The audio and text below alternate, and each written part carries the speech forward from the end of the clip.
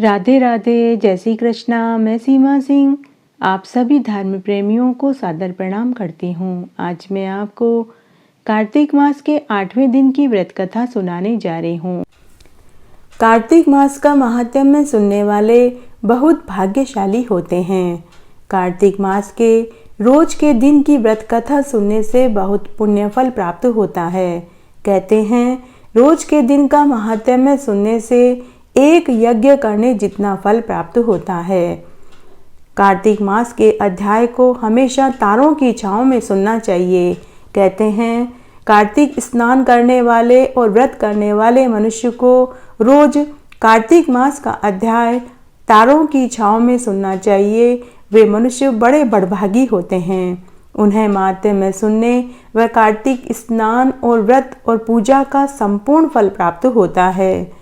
कार्तिक स्नान करने वाले मनुष्य को रोज सूर्य भगवान को अर्घ्य देना चाहिए, पीपल पथवारी सींचनी चाहिए, तुलसी जी में दियाबाती करनी चाहिए, गरीबों को दान करना चाहिए। गरीबों और जरूरतमंद व्यक्तियों को अन्न वस्त्र का दान करना चाहिए।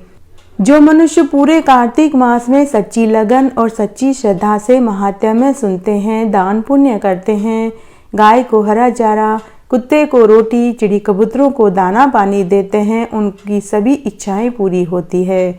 और साथ ही गरीबों और निसहायों को अन्न और वस्त्र का दान जो करते हैं, वे इस जीवन का सुख भोग कर मरने पर वैकुंठ को पाते हैं।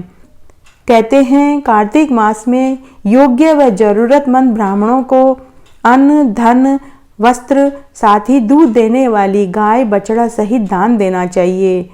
जो मनुष्य ऐसा करते हैं वे इस जीवन का सुख भोग कर मरने पर वैकुंठ को पाते हैं। उन्हें मरते समय की पीड़ा नहीं झेलनी पड़ती, साथ ही उन्हें यम मार्ग के दुख भी नहीं उठाने पड़ते। उनके लिए यम मार्ग सुगम हो जाता है। उनके पितर भी इसका फल पाते हैं। कहते हैं घर का एक सदस्य अगर कार्तिक स्नान और व्रत कर ले तो उसका फल घर के सभी सदस्यों को प्राप्त होता है। घर में अन्न धन के भंडार भरते हैं, मनुष्य की सभी इच्छाएं पूरी होती हैं। कार्तिक स्नान और व्रत करने वाला और साथ ही महात्म्य सुनने वाले मनुष्य का मान सम्मान दसों दिशाओं में फैलता है। अब आइए अब हम कार्तिक मास के महात्म्य को सुनते हैं। पिछले अध्याय में हमने छोड़ा था कि देव ऋषि नारद जी जलंधर की नगरी में भगवान विष्णु और माता लक्ष्मी से मिलने के लिए पहुंच गए। उसके बाद की कथा का वर्णन इस अध्याय में आएगा। आप सभी को कार्तिक मास की ढेरों शुभकामनाएं। आइए अब हम कार्तिक मास के 8वें दिन की व्रत कथा सुनते हैं। दैत्यराज जलंधर ने जब देव ऋषि नारद जी को अपनी नगरी में अपने महल में आया देखा तो उनके आदर और सत्कार के लिए उठकर दरवाजे तक चले गए और श्रद्धा और भक्ति से नारद मुनि का पूजन किया और हंसकर कहने लगे कि हे महाराज, हे देव ऋषि, आपका मेरे महल में किस कारण आगमन हुआ है? आप मुझे आज्ञा दीजिए, मैं आपकी क्या सेवा कर सकता हूँ। तब नारद मुनि ने जलंधर से कहा कि हे दैत्यराज, एक बार मैं कैलाश पर्वत पर भगवान महादेव के वैभव को देखने के लिए गया। वहां पार्वती जी सहित शिव जी और उनका वैभव देखकर मैं चकित रह गया। हे दैत्येंद्र, वहां मैंने शंकर भगवान का वैभव देखा। कैलाश पर्वत 10,000 योजन चौड़ा और कल्पवृक्षों का सबसे बड़ा वन है। वहां सैकड़ों कामधेनुओं से भरा हुआ है तथा चिंतामणियों से प्रकाशमान हो रहा है। उस बड़े आश्चर्य को देखकर, उनका वहां का वैभव देखकर मैं चकित रह गया कि संसार में इतना वैभव कहीं नहीं है। ऐसा तर्क मन में लेकर मैं तीनों लोकों में घूमता फिर रहा हूं।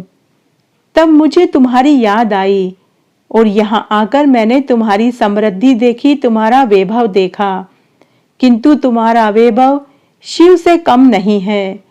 किंतु तुम स्त्री रहित हो, क्योंकि जटा जूट, गले में मुंड माला, शमशान की भस्मी पूरे शरीर पर लपेटे रहने वाला, रोग रहित कामदेव का शत्रु शिव के पास स्त्री रत्न पार्वती जैसी है।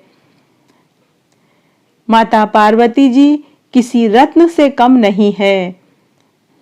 तुम्हारी सारी शोभा माता पार्वती के रत्न के आगे फीकी है। माता पार्वती अत्यंत सुंदर मनमोहक स्त्री है। यद्यपि तुम्हारे पास अनेक अप्सराएं और नाग कन्याएं हैं, परंतु पार्वती की तुलना किसी से नहीं की जा सकती। इसलिए तुम्हारा यह सारा वैभव व्यर्थ है। तुम्हारे ये सारे रत्न माता पार्वती के रत्न के आगे फीके हैं और शिव के समान समृद्धि युक्त त्रिलोक में और कोई नहीं है जिसके पास पार्वती जैसी स्त्री रत्न है, जिसको देखकर ब्रह्मा जी भी मोहित हुए बिना न रह पाए। ब्रह्मा जी ने माता पार्वती जी को देखने के बाद अनेक अप्सराओं की रचना करी, परंतु एक भी पार्वती जैसी उनकी रचना नहीं घड़ी जा सकी। नारद जी ऐसा कहकर वापस अपने लोक को चले गए, परंतु दैत्यराज देवऋषि नारद जी के जाने के बाद पार्वती जी की सुंदरता को सुनकर काम ज्वर से पीड़ित होकर राहु को अपने पास बुलाया और शिव के पास अपना संदेश देकर भेजा। राहु चंद्र के समान उज्जवल कैलाश को अपने तेज से काला करता हुआ कैलाश पर्वत पर पहुंच गया। वहां द्वारपाल नंदी ने राहु को बहुत रोका, लेकिन वह नहीं रुका। वह शिव के पास पहुंच गया। उस समय महादेव जी तपस्या में लीन थे, लेकिन महादेव जी ने अपने अंतः बल से पता लगा लिया कि राहु उनसे मिलने आया है। तब महादेव जी ने एक आंख खोलकर राहु को बोलने का इशारा किया। तब राहु कहने लगा कि हे शिव, तीनों लोकों के नाथ, सब रत्नों के स्वामी दैत्यराज जलंधर जो मेरे स्वामी हैं, मैं उनकी आज्ञा लेकर आया हूं, तुम ध्यान से सुनो। हे शमशानवासी, रुंडों की माला धारण करने वाले, हे जटाजूटधारी, तुम्हारे जैसे के पास पार्वती जैसी परम सुंदरी स्त्री शोभायमान नहीं देती। मेरे स्वामी तीनों लोकों के नाथ हैं और सब रत्नों के स्वामी हैं, और पार्वती स्त्री रत्न है, इसलिए वह मेरे स्वामी जलंधर के पास शोभा देगी। तेरे जैसे भस्मी धारण करने वाले योगी के पास शोभा नहीं देती है।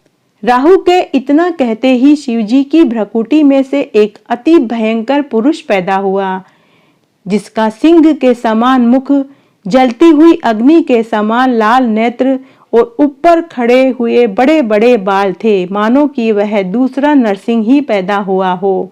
जब वह पुरुष राहु को खाने के लिए दौड़ा, तब राहु भयभीत होकर भगवान शिव के पास आकर बोला कि मैं एक ब्राह्मण हूँ और एक दूत हूँ, इसलिए आपको मेरी रक्षा करनी पड़ेगी। तब भगवान शिव ने राहु को खाने के लिए मना कर दिया और कहा कि यह एक दूत है, इसलिए तुम इसे नहीं खा सकते। तब भगवान शिव ने उस राहु को पकड़कर आकाश में फेंक दिया। इस प्रकार वह भयंकर पुरुष राहु को छोड़कर शिवजी के पास आया और कहने लगा कि हे महाराज, मैं अत्यंत भूखा हूँ, मुझे खाने के लिए कुछ दीजिए। तब शिवजी ने कहा कि तू अपने हाथ पैरों को ही खा जा। तब वह पुरुष अपने हाथ पैरों को ही खाने लगा। खाते खाते उसने सारा धड़ ही खा लिया और केवल मुख बच गया। तब शंकर भगवान प्रसन्न होकर कहने लगे कि आज से तुम्हारा नाम कीर्ति मुख होगा और तुम मेरे द्वारपाल होगे, और जब तक कोई तुम्हारी पूजा नहीं करेगा, मेरी पूजा अधूरी मानी जाएगी। उस दिन से कीर्ति मुख भगवान शंकर जी के द्वारपाल बन गए, और जो कोई भी शिव की पूजा के पहले कीर्ति मुख की पूजा नहीं करता, तो वह शिवजी की पूजा निष्फल मानी जाती है। उधर राहु आकाश से बर्बर देश में गिरा, इसलिए उस देश का नाम बर्बर हो गया। राहु ने इसे अपना दूसरा जन्म ही समझा। राहु की ऐसी अवस्था सुनकर जलंधर को महान क्रोध आया और वह अपने दैत्यों की करोड़ सेना लेकर अपनी पुरी से निकल पड़ा। निकलते ही उसने अपने सामने एक आंख वाले शुक्राचार्य और अंगहीन राहु को देखा। इसके अतिरिक्त उसे और भी अनेक अपशकुन दिखाई दिए, मगर वह रुका नहीं और दैत्यों की सेना से सारा आकाश मेघ की तरह आच्छादित हो गया। जब देवताओं ने जलंधर को कैलाश पर चढ़ाई करते देखा तो सभी देवता भगवान शिवजी के पास जाकर सारा समाचार कह सुनाया। तब शंकर भगवान ने अपने अंतः बल से भगवान विष्णु का स्मरण किया। स्मरण करते ही भगवान विष्णु शंकर जी के पास आकर उपस्थित हो गए और शंकर भगवान को प्रणाम करने लगे। तब भगवान महादेव ने विष्णु भगवान से कहा कि हे देव, देवताओं को पीड़ा देने वाले उस दुष्ट जलंधर को आपने युद्ध में क्यों नहीं मारा? और यही नहीं, आप उस दैत्य के घर जाकर क्यों रहने लगे? तब विष्णु भगवान कहने लगे कि हे देवों के देव महादेव, वह आपके अंश से उत्पन्न हुआ है और लक्ष्मी का भाई है। मैंने लक्ष्मी को वचन दिया है कि मैं उसे नहीं मारूंगा, अतः आपको ही उसे मारना होगा। तब महादेव जी कहने लगे कि वह तेजस्वी दैत्य मेरे अकेले से नहीं मारा जाएगा, आप सबको अपना अपना तेज देना पड़ेगा। तब विष्णु सहित सभी देवताओं ने अपना अपना तेज दे दिया। शिवजी ने उस तेज को एकत्र करके ज्वालामाली, सुदर्शन चक्र और एक वज्र बनाया और जलंधर से युद्ध करने के लिए तैयार हो गए। तब सभी देवता भी शिवजी के भूत गणों में मिल गए और युद्ध करने के लिए एकत्र हो गए। जब कैलाश के निकट जलंधर दैत्य अपनी सेना लेकर पहुंचा तो कीर्ति मुख भी नंदी सहित सब गणों और देवताओं को लेकर जलंधर के सामने युद्ध करने के लिए पहुंच गए। ढोल, नगाड़े और घोड़ों की टापों की आवाज से सारी पृथ्वी कंपायमान हो गई, खून की नदियां बहने लगी। युद्ध में जो भी दैत्य मारे जाते उन्हें गुरु शुक्राचार्य संजीवनी विद्या से जीवित करने में लग गए। ऐसा देखकर सभी भूत आदि गण डर गए और शिवजी के पास भाग कर आए और सारा वृतांत कह सुनाया। तब शिवजी ने अपने मुख से महाभयंकर ताल जंगा कंदरा के समान मुख वाली एक कन्या को उत्पन्न किया। वह कन्या सभी राक्षसों को खाती हुई शुक्राचार्य को उठाकर विलुप्त हो गई। अब दैत्यों को शिवगण बुरी तरह से मारने लगे। गणों के प्रहार से सभी दैत्य युद्ध भूमि में इधर उधर भागने लगे। दैत्य सेना को इस प्रकार भागते हुए जब जलंधर के सेनापति शुंभ, निशुंभ और कालनेमी ने देखा तो वे आगे आए।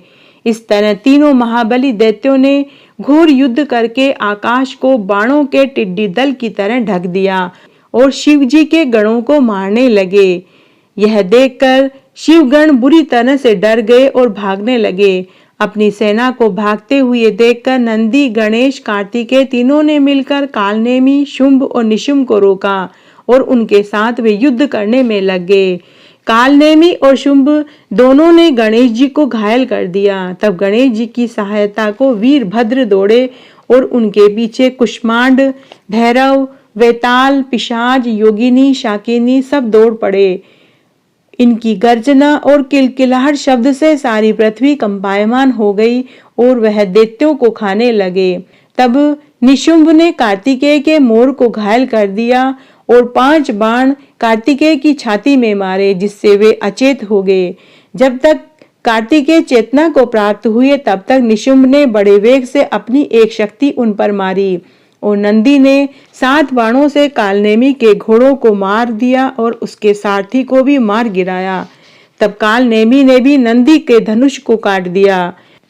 उधर गणेश और शुंभ के बीच में जो युद्ध हो रहा था, उस युद्ध में शुंभ ने अनेक बाण गणेश को मारे, परंतु गणेश जी ने अपने खुलाड़े से शुंभ को घायल करके पृथ्वी पर गिरा दिया। इस प्रकार मार खाकर दैत्य सेना ऐसे भागने लगी जैसे पवन से मेघ भाग जाते हैं। अपनी सेना को इस तरह भागते हुए देखकर बड़ी ऊंची पताका के रथ पर बैठकर स्वयं जलंधर दैत्य गणों के मदद करने के लिए आया और आते ही गणेश, नंदी और कार्तिकेय को अपने बाणों से घायल करके पृथ्वी पर गिरा दिया। तब वीरभद्र ने अनेक बाण जलंधर को मारे और उसके रथ की पताका को काट गिराया। तब जलंधर ने क्रोध करके अपना परिध वीरभद्र पर दे मारा। वीरभद्र मुख से रुधिर गिरते हुए मूर्छा खाकर पृथ्वी पर गिर पड़ा। अपने सेनापतियों की यह दशा देखकर शिवगण सेना डर के मारे भागने लगी और शिवजी को सारा वृत्तांत जाकर कह सुनाया। अपनी सेना की दुर्दशा देखकर स्वयं शिवजी बैल के ऊपर सवार होकर युद्ध क्षेत्र में आ गए। शिवजी को युद्ध के मैदान में देखकर शिवगण की सेना के अंदर वापस जान आ गई। शिवजी ने युद्ध क्षेत्र में आते ही अनेक बाण मारकर दैत्य सेना को मार गिराया।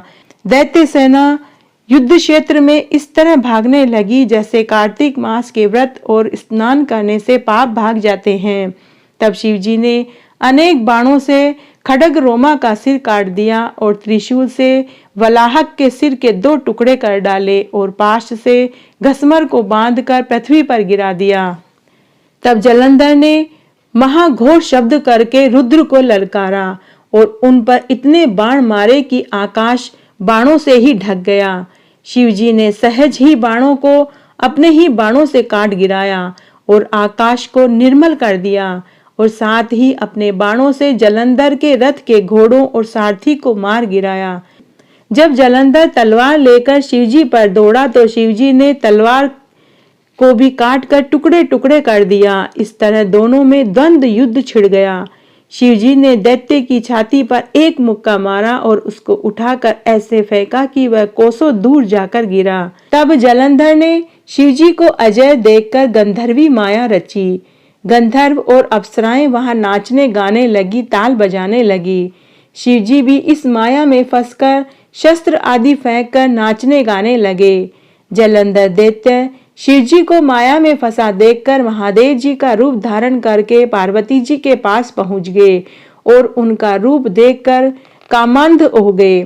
पार्वती जी शिवजी को आया देखकर खड़ी रह गई, परंतु तत्काल राक्षसी माया जानकर वहां से अंतर्ध्यान हो गई। तब दैत्यराज पार्वती जी को अदृश्य देखकर पुनः युद्ध क्षेत्र में आकर युद्ध करने लगा। उधर पार्वती जी ने भगवान विष्णु का स्मरण किया। भगवान विष्णु तुरंत वहां उपस्थित हो गए और पार्वती जी को आश्वासन दिया कि जलंधर दैत्य ने अपनी मृत्यु का रास्ता स्वयं ही बतला दिया है। यह दुष्ट अपनी पत्नी वृंदा के पतिव्रता धर्म के कारण नहीं मर रहा, इसलिए देवताओं और अपने भक्तों की रक्षा के लिए इसकी स्त्री वृंदा के पतिव्रत धर्म को भंग करने का घोर कर्म मुझे ही करना पड़ेगा। ऐसा करने पर ही इस दुष्ट की मृत्यु होगी। इतने में शिवजी भी राक्षसी माया से मुक्त होकर जलंधर को आया देखकर युद्ध क्षेत्र में उसके साथ युद्ध करने लगे। जलंधर ने भगवान शिवजी पर अनेक बाण चलाए, परंतु शिवजी ने जलंधर के हर एक बाण का जवाब दिया। इस तरह आज मैंने आपको कार्तिक मास के 8वें दिन की व्रत कथा सुनाई। आशा करती हूँ आपको ये जरूर पसंद आएगी। मेरे साथ बने रहने के लिए आपका धन्यवाद। आगे की कथा कहानी के लिए भी आप इसी तरह मेरे साथ बने रहें। धन्यवाद।